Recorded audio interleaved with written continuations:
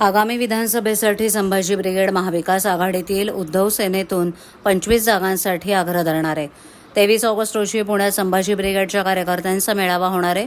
त्यानिमित्त ठाण्यात मुंबई, ठाणे, पालघर आणि रायगड जिल्ह्यातील पदाधिकाऱ्यांची बैठक झाली। या बैठकीनंतर संभाजी ब्रिगेडचे पक्षप्रमुख ॲडव्होकेट मनोज आखरे यांनी ही माहिती दिली। ठाणे जिल्हाध्यक्ष चंद्रशेखर पवार यांनी ठाण्यातील विश्रामगृहावर रविवारी एका बैठकीचं आयोजन केलं होतं। यावेळेला पक्षप्रमुख ॲडव्होकेट मनोज आखरे म्हणाले की विदर्भ, मराठवाडा, पश्चिम महाराष्ट्रासह कोकणात सध्या विधानसभा निवडणुकीच्या दृष्टीनं चाचपणी केली जाते। त्यासाठी संघटन बांधणी केली जाते। पुण्यात लोकशाही जागर महामेळावा घेतला जाणार आहे। यासाठी राज्यभरातून 5 ते 10 हजार कार्यकर्ते येण्याची अपेक्षा आहे।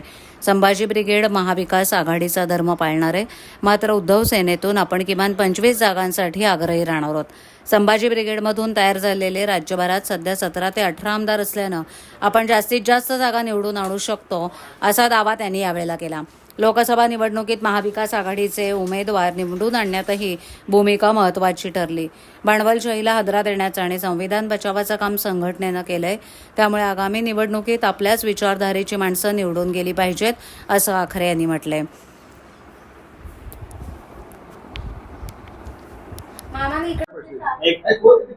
आज संभाजी ब्रिगेडची आज बैठक झालेली आहे।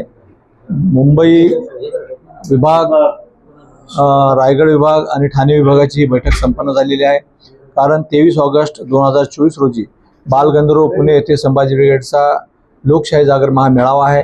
त्या मेळाव्यासाठी या परिसरातील हजारो लोक त्या ठिकाणी उपस्थित राहणार आहेत आणि त्या अनुषंगाने त्याची पार्श्वभूमी आणि त्याचं प्रबोधन करण्यासाठी मी या ठिकाणी लोकांना आवाहन करण्यासाठी या ठिकाणी आलेला आहे। आणि प्रचंड मोठ्या संख्येने दिनांक 23 ऑगस्टच्या लोकशाही जागर महामेळाव्याला ही मंडळी सगळी उपस्थित राहणार आहे। त्या अनुषंगाने आजची बैठक होती आणि तसंच संघटन बांधणी, पक्ष बांधणी, त्या अनुषंगाने पुढच्या विधानसभेच्या दृष्टिकोनातून काही मार्गदर्शन, ह्या सगळ्या चर्चा आजच्या या बैठकीमध्ये संपन्न झाली। काय वातावरण आहे एकंदरीत?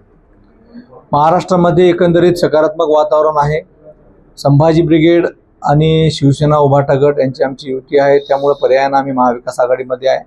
आणि आज गावखेड्यामध्ये शेतकरी, कष्टकरी असतील, तरुण असतील, बेरोजगार असतील, सगळे माझ्या महिला भगिनी असतील, युवक असतील, किती जरी फसव्या शासकीय योजना या सरकारनं जरी केल्या तर लोकांना कळून चुकलेलं आहे आणि महाराष्ट्राच्या गावखेड्यापर्यंत संभाजी ब्रिगेडची विचारधारा पोहोचलेली आहे।